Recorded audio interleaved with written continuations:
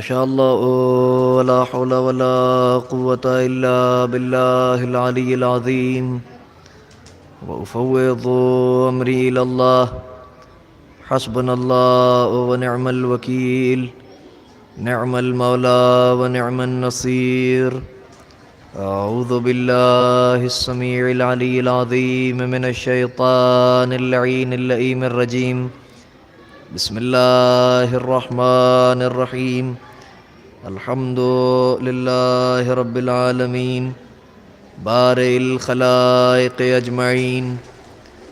الصلاة والسلام وتحية والإكرام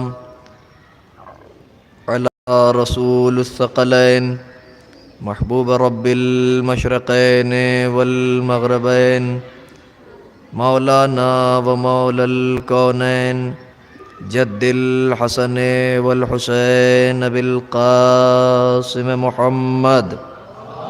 اللهم صل على محمد وآل محمد وعلى أهل بيته الطيبين الطاهرين المعصومين المظلومين المنتجبين المنتخبين الغر الميامين، سيما بقية الله على الأرضين والحجة الله على الخلق أجمعين. روحي وأرواح العالمين لتراب مقدم الفداء الذين أذهب الله عنهم الرجس وطهرهم تطهيرا.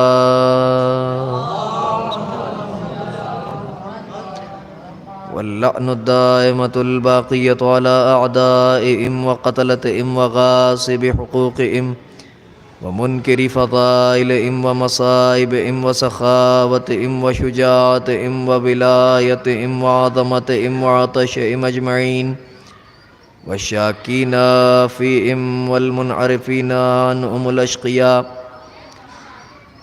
رب اشرح لي صدري ويسر لي أمري واحلل عقدة من لساني يفقهوا قولي. رب زدني علما وارزقني فهما والحقني بالصالحين. اللهم عرفني نفسك فإنك إن لم تعرفني نفسك لم أعرف حجتك. اللهم عرفني رسولك فإنك إن لم تعرفني رسولك لم أعرف حجتك. اللهم عرفني حجتك فإنك إن لم تعرفني حجتك ضللت عن ديني. آمين يا رب العالمين بحق محمد وآله الطاهرين. أما بعد، فقد قال الله سبحانه تبارك وتعالى في محكم كتابه الكريم ومتقن خطابه الحميد، وهو أصدق الصادقين وقوله الحق. بسم الله الرحمن الرحيم. الذين آمنوا تطمئن قلوبهم بذكر الله، ألا بذكر اللہ تطمئن القلوب. صلوات بھیج دیں محمد و آل مزاج معلیٰ کی نفاستیں اگر گوارہ فرمائیں تو بآواز بلند صلوات بھیج دیں محمد و آل صلی علی محمد وآل محمد. بزرگان مذہب و ملت، برادران ایمانی، محبان خانوادہ عصمت و طہارت، بطفیل و بتصدق حضرات محمد و آل محمد علیہ السلام و بتائید ملکہ عالیہ جناب صدیقہ طاہرہ حضرت فاطمۃ الزہراء صلوات اللہ والسلام علیہا، آپ کی خدمت عالیہ میں امسال مجھے یہ شرف اور یہ سعادت حاصل ہو رہی ہے کہ اس پرمسرت جشن کی افتتاحی تقریر کروں اور آپ سے چند دقیقے فضائل و مناقب شیرخوار کربلا بیان کر سکوں.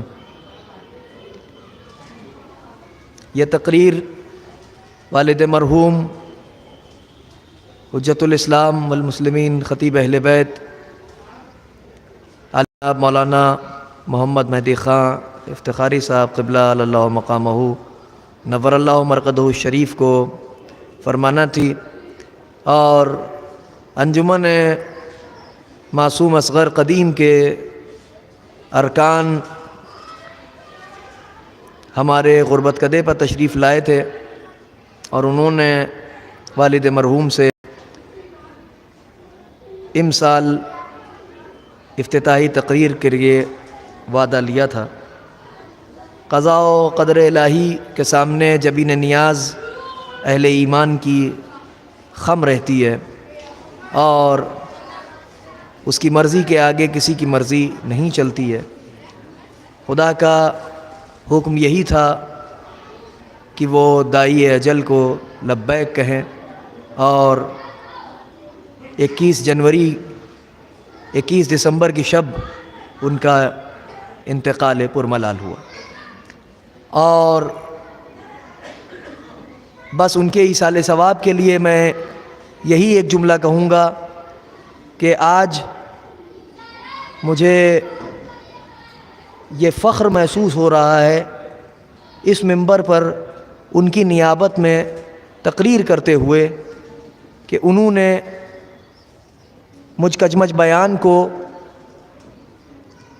اپنی آغوش میں پال کے اس لائق کر دیا کہ میں شیرخوار کربلا کے فضائل و مناقب بیان کرنے آپ کے سامنے حاضر ہو جاؤں۔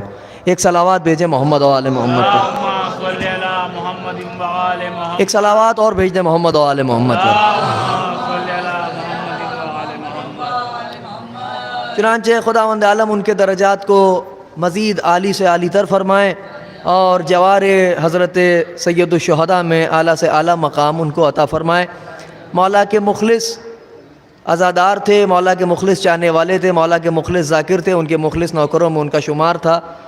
جلد سے جلد زمانہ ظہور ہم سب کو نصیب ہو اور دور رجعت میں وہ پھر امام زمانہ کے ناصر و مددگار کی حیثیت سے واپس پلٹائے جائیں اور ہم سب مل کے امام کی نصرت کر سکیں۔ اس دعا کی قبولیت کے لیے ایک صلوات بھیجیں تو میں اپنے عنوان کا باقاعدہ آغاز کروں۔ اللہم صلی علی محمد۔ حضرات گرامی، میں نے سورہ مبارکہ رعد کی جو سورہ قرآن مجید کا 13واں سورہ ہے، اس کی 23ویں آیت کی تلاوت کا شرف حاصل کیا، اور میں آپ کی خدمت میں یہ بھی عرض کر دوں کہ بہت زیادہ طولانی بیان ملحوظ و مقصود نہیں ہے، تو جو شعراء کرام ہمارے فہرست کے تشریف لا چکے ہیں ان سے میری مؤدبانہ گزارش ہے کہ میں ان کی پیشخوانی کر رہا ہوں، وہ جلد سے جلد فرش مسرت پر تشریف لے آئیں تاکہ میں اپنے بیان کو جلدی سے جلدی سمیٹ سکوں اور اس جشن کا باقاعدہ طور پر نثر سے نظم کی وادیوں کی طرف اس جشن کو منتقل کیا جا سکے۔ میں آپ کی خدمت میں جو عرض کرنا چاہ رہا ہوں وہ یہ کہ میں نے قرآن مجید کے 13ویں سورہ کی، جس کو سورہ مبارکہ رعد کہتے ہیں، اس کی 23ویں آیت کی تلاوت کا شرف حاصل کیا کہ جس میں خداوند عالم نے اہل ایمان کی ایک نشانی بیان فرمائی، اور وہ یہ ارشاد فرماتا ہے کہ وہ لوگ کہ جو ایمان لائے، الذین آمنوا، وہ کہ جو ایمان لاتے ہیں یا وہ جو ایمان لا چکے ہیں یا وہ کہ جو ایمان لے آئے ہیں، ان کی شان یہ ہے کہ ان کے دلوں کو اطمینان جو ملتا ہے وہ اللہ کے ذکر سے ملتا ہے۔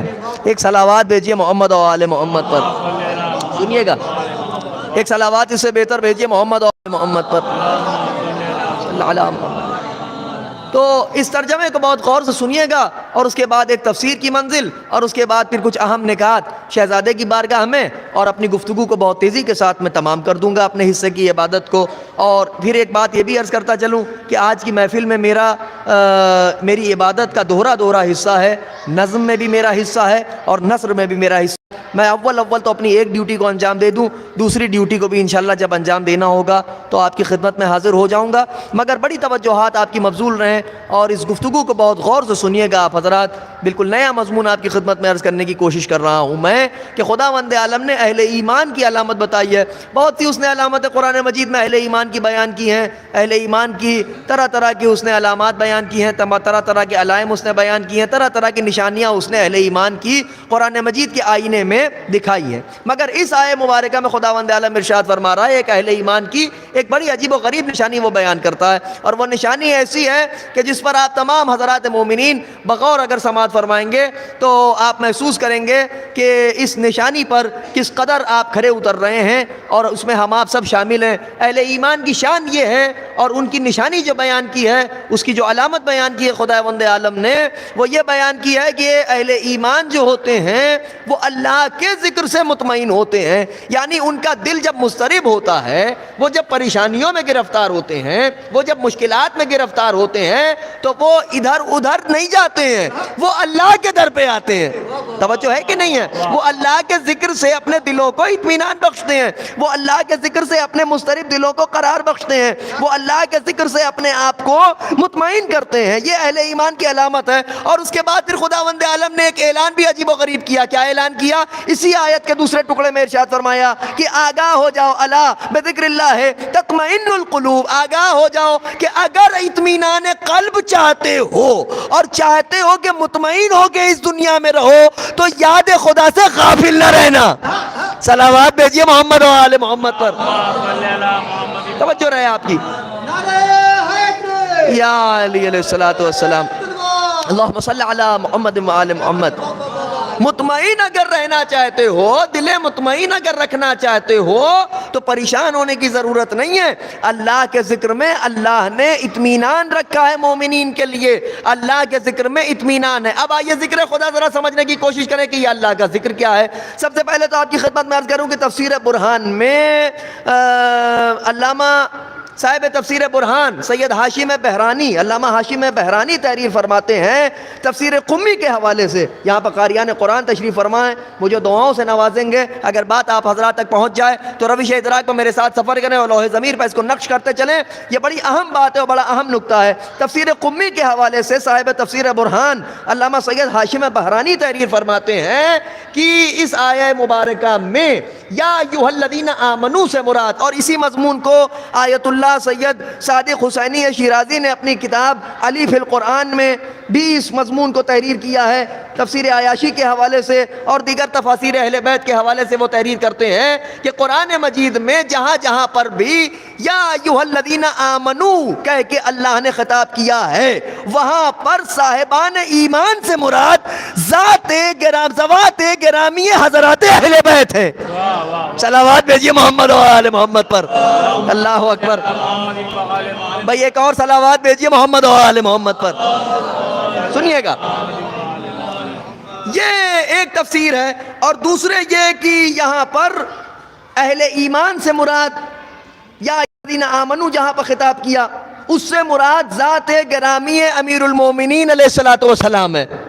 بہت توجہ رہے آپ حضرات کی۔ تو دو تفسیریں، ایک تو یہ کہ اس سے مراد حضرات اہل بیت علیہ السلام ہے، دوسرے یہ کہ بینہ طور پر یہ لکھا ہوا ہے تفسیر برہان میں سید ہاشم بہرانی نے کہ یہاں پر اس سے مراد یا ایھا الذین آمنوا سے مراد امیر المومنین علیہ الصلوۃ والسلام ہے۔ اس کی وجہ بھی ہے، اگر آپ حضرات کو اس مثال کے ذریعے سے میں سمجھاؤں گا بات واضح ہو جائے گی کہ یہاں پر اہل ایمان سے خطاب کیا ہے تو مراد امیر المومنین کیوں ہے؟ بھائی اہل ایمان تمام مومنین جو ایمان لے کے آیا ہے، جو ایمان کے دائرے میں اپنے آپ کو محسوس کر رہا ہے، اس سے اللہ نے یا ایھا الذین آمنوا کہہ کے خطاب کیا ہے۔ مگر تفسیر میں کیا آیا ہے کہ اس سے مراد امیر المومنین علیہ الصلوۃ والسلام ہے۔ اب اس کو ایک مثال سے سمجھنے کی کوشش کریں۔ کسی ملک کا بادشاہ یا کسی ملک کا سربراہ جب اس دوسرے ملک کے باشندوں سے خطاب کرنا چاہتا ہے تو وہ ڈائریکٹ جا کے اس ملک کے باشندوں سے بات نہیں کرتا۔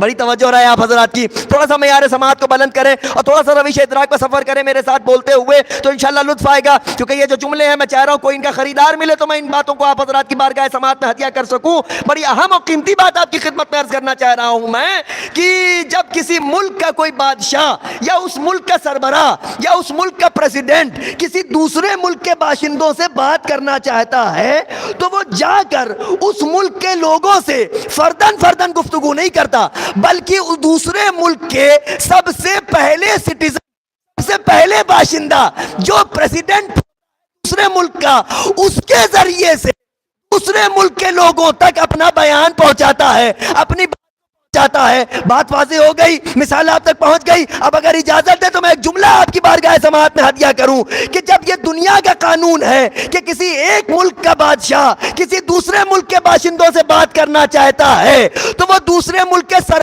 مملکت کو خطاب کر کے ان سے خطاب کرتا ہے، تو وہ کہ جس کی ذات مالک الملک ہو، وہ جب مملکت ایمان کے باشندوں سے بات کرے گا تو ڈائریکٹ بات نہیں کرے گا، وایا امیر المومنین بات کرے گا۔ صلوات بھیجیے محمد و آل محمد پر، ایک صلوات اور بھیجے محمد و آل محمد پر۔ توجہ ہے کہ نہیں ہے؟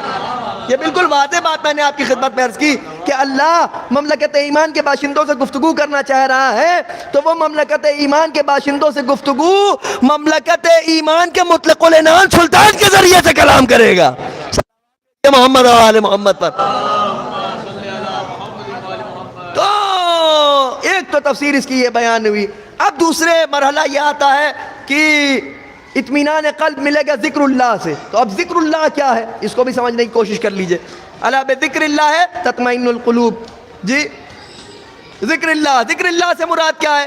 اب جب ہم نے علماء کرام سے جا کے پوچھا کہ ذکر اللہ سے مراد کیا ہے، تو انہوں نے اپنے اپنے اعتبار سے ذکر اللہ کی تفسیر بیان کی، اپنے اپنے اعتبار سے ذکر اللہ کی تشریح بیان کی۔ کسی نے کہا کہ ذکر خدا سے مراد نماز ہے، کسی نے کہا ذکر خدا سے مراد تلاوت قرآن ہے، کسی نے کہا ذکر اللہ سے مراد دعاؤں کی تلاوت ہے، کسی نے کہا ذکر اللہ سے مراد مناجات پڑھنا ہے، کسی نے کہا ذکر اللہ سے مراد تسبیحات ہیں، کسی نے کہا ذکر اللہ سے مراد تمجیدات ہیں، کسی نے کہا ذکر اللہ سے مراد تحلیلات ہیں، کسی نے کہا ذکر اللہ سے مراد اللہ کی توصیف بیان کرنا ہے، اس کی تحمید کرنا ہے، اس کی تمجید کرنا ہے، اس کی تحلیل کرنا ہے۔ یہ تمام تفسیر، یہ تمام بیانات تشریح میں، اس ذکر اللہ کی تشریح میں لوگوں نے اپنے اپنے اعتبار سے بیان کی ہیں، اور جو صاحبان فہم و ذکا ہے وہ ان تمام باتوں کو اسی میں شمار کرتے ہیں۔ تسبیح پڑھنا یہ ذکر خدا ہے، نماز پڑھنا ذکر خدا ہے، تلاوت قرآن کرنا ذکر خدا ہے، دعاؤں کی تلاوت کرنا ذکر خدا ہے، مناجات پڑھنا ذکر خدا، یہ تمام باتیں ذکر خدا کے زمرے میں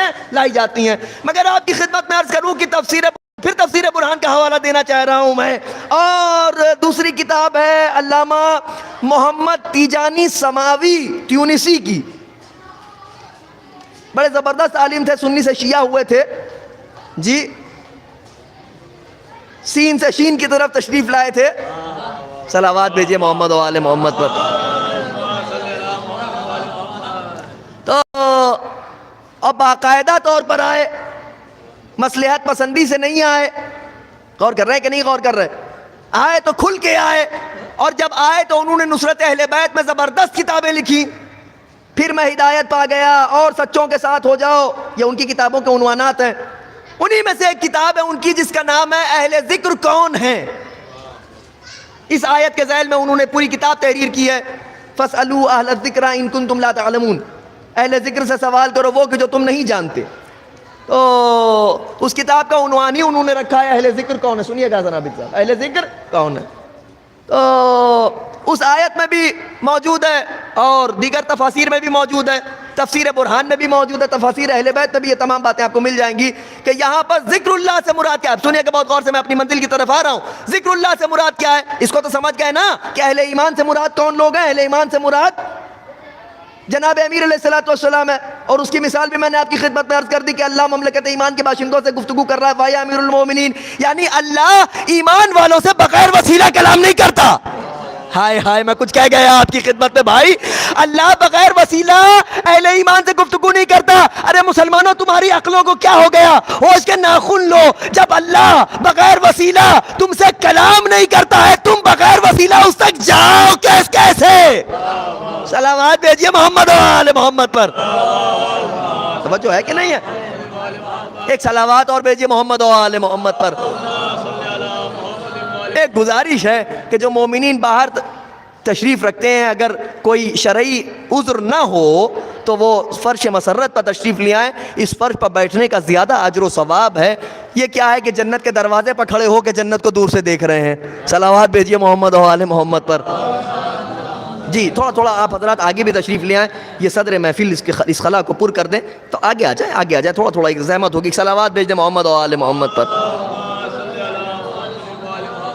تو یا علی علیہ الصلوۃ والسلام، بہت تیزی کے ساتھ سماعت فرما لیں کیونکہ بہت زیادہ وقت مجھے نہیں ملا ہے، 20-25 ہی منٹ کا وقت مجھے ملا ہے، لہٰذا جو شعراء کرام ہماری فہرست میں جو میری آواز سن رہے ہیں ان سے مؤدبانہ گزارش ہے کہ 20-25 منٹ مکمل ہونے سے پہلے وہ فرش مسرت پر تشریف لے آئیں، ورنہ پھر مجھے بیان کو طول دینا ہوگا اور پھر یہ میری مجبوری ہے کہ عموماً ہوتا یہ ہے کہ مجالس سے قبل شعراء پیشخوانی کرتے ہیں خطیب مجلس کی، لیکن محافل میں قانون بدل جاتا ہے، خطبہ کو پیشخوانی کرنا پڑتی ہے شعراء کرام کی، لہٰذا یہ جو تبادل ہے یہ ہونا بھی ایک ضروری ہے، کیونکہ ظاہر سی بات ہے کہ سب کا اپنا اپنا حق ہے، سب کا اپنا اپنا کام ہوتا ہے، تو کبھی خطیب مجلس جو ہوتا ہے وہ بعد میں پڑھتا ہے، شعراء پہلے پڑھتے ہیں، اور محافل میں ترتیب الٹ جاتی ہے، شعراء بعد میں پڑھتے ہیں، خطیب محفل پہلے پڑھ دیتا ہے، صرف اس لیے کہ لوگ یہاں پر آمادہ ہو جائیں اور نثر سے نظم کی وادی تک منتقل ہونے کے لیے بس یہ درمیان میں ایک پل ہوتا ہے خطابت کا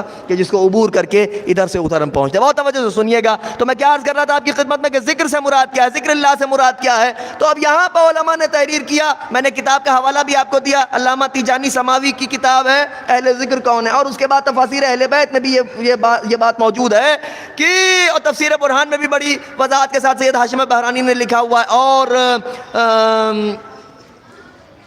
جناب سید صادق حسینی شیرازی کی کتاب اہل بیت فی القرآن میں بھی غالباً یہ مل جائے گا تذکرہ، اس لیے کہ انہوں نے ان تمام آیات کو جن میں اہل بیت علیہ الصلوۃ والسلام سے جو متعلق ہیں ان تمام آیات کو یکجا کیا ہے، اور تو اس میں یہ مل جائے گا آپ کو کہ ذکر سے مراد کون ہے، اہل ذکر سے مراد کون ہے۔ تو سنیے گا، معصوم ارشاد فرماتے ہیں، اگر آمادہ ہوں تو میں آپ کی خدمت میں عرض کروں کیونکہ بڑی عجیب بات اور بڑی اہم بات آپ کی خدمت میں عرض کر رہا ہوں اس آیت کے موضوع کے متعلق، کی تحریر کرتے ہیں وہ کہ ذکر اللہ سے مراد اس آیہ مبارکہ میں اور قرآن مجید میں اللہ نے جہاں پر ذکر کا تذکرہ کیا ہے وہاں پر ذکر سے مراد ذات گرامی ہے سرکار احمد مجتبی محمد مصطفیٰ صلی اللہ علیہ وآلہ وسلم۔ اللہ اکبر، ایک اور صلوات بھیج دیں محمد و آل محمد پر، اور کر رہے ہیں، یعنی ذکر سے مراد ذات گرامی ہے جناب رسالت پناہ ہے، کسی منزل تک لانا چاہ رہا ہوں میں آپ کو، ذکر سے مراد ذات گرامی ہے جناب رسالت مآب ہے، اور اہل ذکر سے مراد اللہ اکبر، بھائی جب ذکر سے مراد ذات گرامی رسول اکرم ہے تو ماننا پڑے گا کہ اہل ذکر سے مراد ہما شما نہیں ہوں گے، اہل بیت رسالت ہوں گے۔ صلوات بھیجیے محمد و آل محمد پر، اللہ اکبر۔ اہل ذکر وہی ہوں گے کہ جو رسول کے اہل بیت ہیں۔ اب مجھے بتانے کی ضرورت نہیں ہے کربلا دیانت الدولہ کے اس منبر سے کہ اہل بیت رسالت کون ہے، ہم نے کسی جھوٹی سے جھوٹی روایت میں نہیں دیکھا کہ رسول اپنی کسی زوجہ کے ساتھ بیٹھے ہوں یا ازواج کے ساتھ ہوں اور انہوں نے جھوٹ کہا ہو کہ پروردگارہ گواہ رہنا یہ میرے اہل بیت، نہیں، مگر وہاں نظر آیا کہ جب جناب سیدہ جناب امیر حسن علیہ السلام زیر کے سائے یمانی آئے تب اپنے ہاتھوں کو بلند کر کے اللہ کو گواہ کر کے کہا پروردگارہ گواہ رہنا یہ میرے اہل بیت ہے۔ صلوات بھیجیے محمد و آل محمد پر، وجہ کہ نہیں ہے، یہ میرے اہل بیت ہیں، یہ اعلان کیا رسول نے۔ اہل بیت رسالت وہ ہیں کہ جو جناب سیدہ کے ذریعے سے جناب رسالت پناہ کے اہل بیت شمار ہوں گے، اسی لیے اللہ نے تعارف بھی کرایا تو جناب صدیقہ سلام اللہ علیہ سے کروایا، تو ذکر سے مراد ذات گرامی ہے جناب رسالت پناہ ہے۔ چنانچہ چھٹے امام جعفر صادق علیہ السلام ارشاد فرماتے ہیں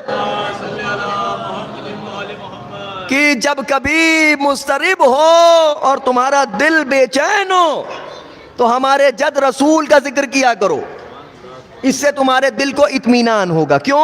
چونکہ اس آیت میں خداوند عالم ارشاد فرما رہا ہے کہ ذکر خدا سے دلوں کو اطمینان ملتا ہے تو ذکر رسول سے دلوں کو اطمینان ہوتا ہے۔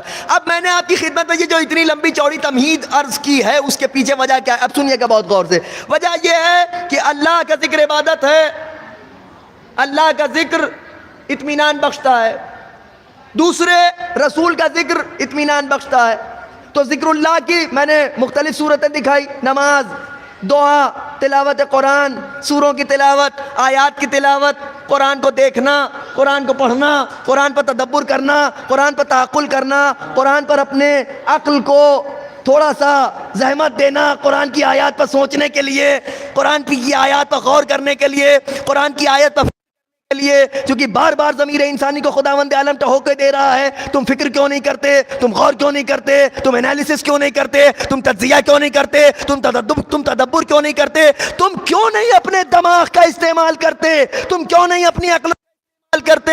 ہم نے تمہارے فانوس دماغ میں شمع عقل کو اسی لیے ہے کہ قرآن مجید کو پڑھو اور اس کو پڑھ کے کسی خوبصورت نتیجے پر پہنچو، تعقل کر کے، تدبر کر کے، تفکر کر کے، غور کرو، فکر کرو، ادھر ادھر کی باتیں مت کرو۔ قرآن کو رٹ لینے کو کمال نہ سمجھو، غور کر رہے ہیں کہ نہیں غور کر رہے، قرآن کو رٹ لینا کمال نہ سمجھو، نہیں، بلکہ اپنے آپ کو اتنا غور کرو قرآن کی آیات پر کہ کسی خوبصورت نتیجے پر پہنچ سکو۔ ایک سلام محمد و آل محمد پر، ایک مل کے صلوات بھیج دیں محمد و آل محمد پر، ایک صلوات اور آپ حضرات بھیج دیں محمد و آل محمد پر۔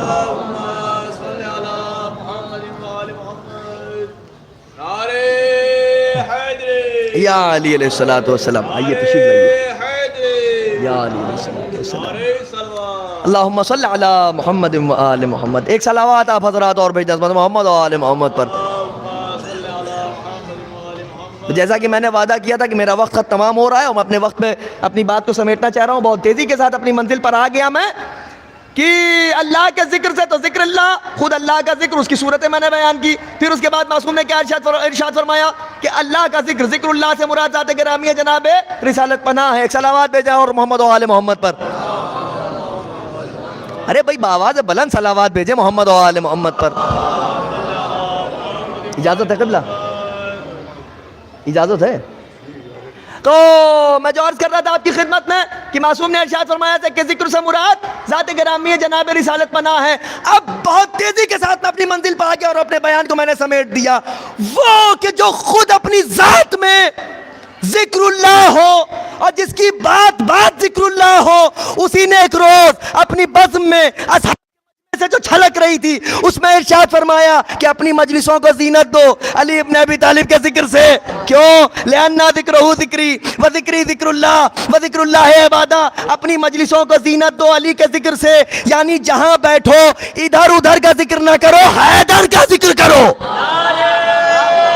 اللہ اکبر، اللہ اکبر، یا علی علیہ الصلوۃ والسلام، یا علی علیہ الصلوۃ والسلام، اللہم صلی علی محمد و آل محمد۔ تو اپنی مجلسوں کو زینت دو، وہ کہ جو خود ذکر اللہ ہے، اس نے ارشاد فرمایا کہ اپنی مجلسوں کو زینت دو علی ابن ابی طالب کے ذکر سے، کیونکہ ذکر علی ذکر نبی ہے، ذکر نبی ذکر خدا ہے۔ شاید اسی مضمون کو شاعر نے سمیٹ کے 2 مصروں میں نظم کیا کہ بطفیل دامن مرتضیٰ، میں بتاؤں کیا مجھے کیا ملا، جو علی ملے تو نبی ملے، جو نبی ملے تو خدا ملا۔ صلوات بھیجیے محمد و آل محمد پر۔ غور کر رہے ہیں آپ؟ تو اس کے بعد پھر گفتگو کو سمیٹا بہت تیزی کے ساتھ، اور حضرت نے ارشاد فرمایا 2 جملوں میں کہ ذکر علی یہ عبادت، علی کا ذکر عبادت ہے۔ تو اس کا مطلب اگر میں یوں کہوں تو غلط نہ ہوگا کہ خداوند عالم اس آیت کے ذریعے سے ایک پیغام مسلسل دے رہا ہے کہ جب کبھی اپنے دلوں میں کسی قسم کا اضطراب محسوس کرنا تو ذکر ابو تراب کرنا، اطمینان پا جاؤ گے۔ صلوات بھیجے محمد و آل محمد پر۔ اب جب ذکر علی عبادت ہے تو اس خانوادے کی ہر فرد اپنی ذات میں محمد ہے، چونکہ رسول اکرم وضاحت کے ساتھ ارشاد فرما چکے ہیں کہ ہمارا اول بھی محمد ہے، ہمارا اوسط بھی محمد ہے، ہمارا آخر بھی محمد ہے، ہم سب کے سب محمد ہیں۔ اور یہ عدالت کے خلاف ہوتا کہ سب کے سب محمد ہیں تو سب کے سب علی کیوں کرنا ہو، کیونکہ محمد اور علی ایک ہی نور سے ہیں نا، انا و علی من نور واحد، میں اور علی ایک ہی نور سے ہیں، سب کے سب محمد ہیں تو سب کے سب اپنے فضائل و کمالات میں علی ہیں۔ اب چاہے وہ 63 برس کے علی ہوں، چاہے وہ پہلے علی ہوں، چاہے چوتھے علی ہوں، چاہے 8ویں علی ہوں، چاہے 10ویں علی ہوں، چاہے 18 برس کے علی ہوں، چاہے 6 مہینے کے علی ہوں، صلوات بھیجے محمد و آل محمد پر۔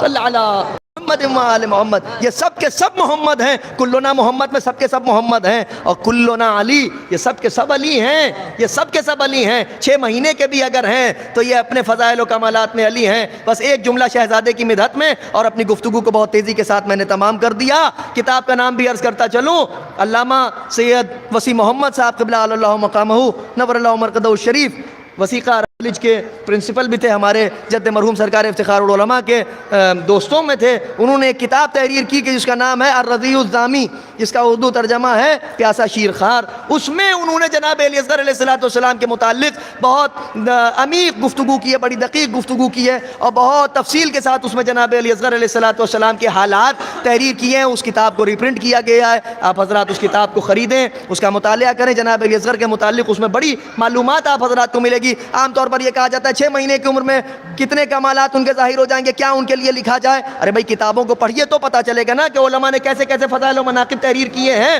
جہاں پر آپ کے بہت سے القاب کا تذکرہ کیا ہے، تاریخ ولادت پر گفتگو کی ہے، جناب ام رباب سلام اللہ علیہ کے حالات پر گفتگو کی ہے، جناب علی اصغر کے نانیال کے متعلق گفتگو کی ہے، دادیال کے متعلق تو تمام حضرات جانتے ہی ہیں، کتابیں بھری پڑھی ہیں ان کے فضائل و مناقب سے. جہاں انہوں نے تمام تر باتیں تحریر کی ہیں، وہاں پر ایک جملہ صرف مجھے آپ کی بارگاہ سماعت میں ہدیہ کرنا ہے اور اپنی گفتگو کو تمام کر دینا. وہ یہ تحریر کرتے ہیں جناب علی اصغر علیہ السلام کی، جہاں آمد کے سلسلے میں وہ تحریر کرتے ہیں، تاریخ ولادت کے سلسلے میں جو انہوں نے بحث کی ہے اس میں وہ تحریر کرتے ہیں. ایک جملہ ہی لکھا ہوا ہے مولانا ہلال رضوی صاحب، وہ بڑا غضب کا جملہ ہے. وہ تحریر کرتے ہیں کہ جناب علی اصغر کی آمد ان کی تحقیق کے مطابق 11 رجب ہے. ہمارے یہاں لکھنؤ میں 10 رجب منائی جاتی ہے، اور جگہوں پر 9 رجب منائی جاتی ہے. اور جناب علی اصغر کے سن کے متعلق بہت سے لوگوں نے تحریر کیا کہ 8 مہینے کے تھے، 1 سال کے تھے، یہ تھے وہ، تو دنیا جہان کی بات ہے. لیکن انہوں نے امام معصوم کے کلام کو حجت مانتے ہوئے یہ ارشاد فرمایا، یہ تحریر کیا کہ جناب سید الشہداء نے جناب زینب کبریٰ سلام اللہ علیہا سے جاتے جاتے ارشاد فرمایا تھا کہ بہن میرے لال علی اصغر کا خیال رکھو، میرے لال علی اصغر کا پاس خیال رکھو. یہ اسی وقت کی بات ہے کہ جب شہداء یہ کے بعد دیگرے جا رہے تھے میدان میں،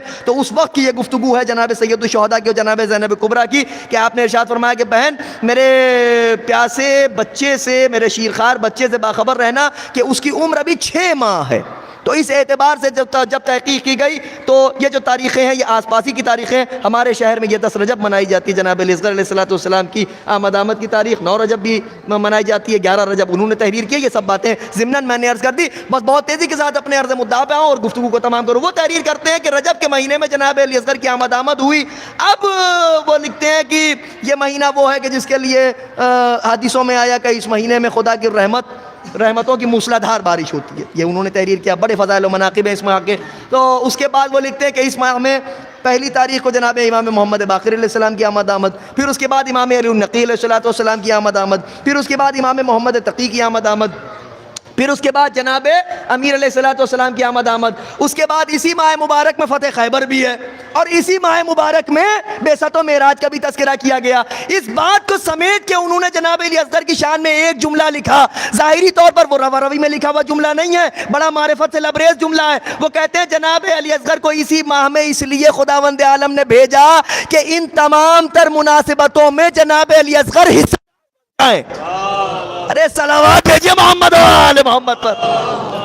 اللہ اکبر. جناب علی اصغر ان تمام تر مناسبتوں میں حصہ دار ہو جائیں. یعنی محمد باقر کے کمالات میں علی اصغر حصہ دار، امام علی النقی کے کمالات میں علی اصغر حصہ دار، امام محمد تقی کے کمالات میں علی اصغر حصہ دار، جناب امیر کے فضائل و مناقب میں علی اصغر حصہ دار، رسول کے بعثت و معراج کے فضائل و مناقب میں علی اصغر حصہ دار، اور فتح خیبر میں بھی علی اصغر حصہ دار. کیسے؟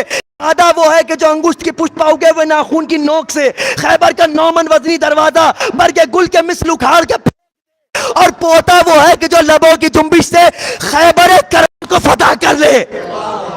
صلوات بھیجیے محمد و آل محمد پر. بس عزیزان گرامی، میں نے اپنی گفتگو کو تمام کیا اور اپنے بیان کو میں نے سمیٹ دیا. یہ شہزادہ 6 ماہ کا شہزادہ باب الحوائج کے لقب سے ملقب ہے. جناب علی اصغر علیہ السلام باب الحوائج، حاجتوں کی قبولیت کا دروازہ. امام حسین علیہ السلام کا یہ ننھا شہزادہ ہے. آئیے امام حسین علیہ السلام کے بیت عصمت میں آج شہزادے کی آمد ہے. نویں امام علیہ السلام کی آمد کا دن بھی گزرا ہے. خدا کی بارگاہ میں ان دونوں معصوموں کے طفیل میں اور تصدق میں اور ان کے توسل سے اور ان کے توسط سے دعا گو ہیں. خداوندہ حاضرین محفل کے تمام حاجات کو اپنی بارگاہ میں شرف قبولیت عطا فرما. بانیان محفل کے تمام جائز حاجات کو اپنی بارگاہ میں شرف قبولیت عطا فرما. میرے میرے معبود اس گہوارے کے وسیلے سے جو بھی تیری بارگاہ ہمیں اولاد مانگ رہے ہیں آج ان سب کی جھولیوں کو بھر دے۔ اے میرے پروردگار تیری بارگاہ میں دعا ہے مقامات مقدسہ، اتباعت عالیہ اور تمام اہل بیت علیہ الصلوۃ والسلام کے شیعہ پوری کائنات میں جہاں جہاں بھی ہیں ان سب کو ان دونوں معصوموں کے صدقے میں اپنے حفظ و امان میں رکھ۔ اے میرے پروردگار، اے میرے معبود پوری کائنات میں جو بھی بیمار ہیں ان کو شفاء کاملہ و عاجلہ عطا فرما، جو مقروض ہیں ان کے قرضوں کے ادائیگی کے اسباب فراہم فرما، جو پریشان حال ہوں ان کی پریشانیوں کو دور فرما۔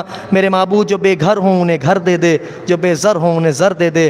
میرے پروردگارہ جو مومنین تیری جوار رحمت سے ملحق ہو چکے ہیں ان سب کو اپنے اعلیٰ سے اعلیٰ جوار رحمت میں اعلیٰ سے اعلیٰ مقام عطا فرما۔ علی الخصوص والد مرحوم حجت الاسلام علی جناب مولانا محمد مہدی افتخاری صاحب قبلہ کے درجات کو مزید عالی فرما۔ جوار امام محمد تقی و جوار جناب علی اصغر علیہ الصلوۃ والسلام میں اعلیٰ سے اعلیٰ مقام عطا فرما۔ اور دعاؤں میں خصوصی دعا یہ ہے کہ امام زمان کے ظہور میں تعجیل فرما، ہم سب کا شمار حضرت کے آوان و انصار میں فرما۔ اللہم تقبل منا انک انت السمیع العلیم وآخر دعوانا ان الحمد للہ رب العالمین۔ سبحان ربک رب العزۃ عما یصفون وسلام علی المرسلین۔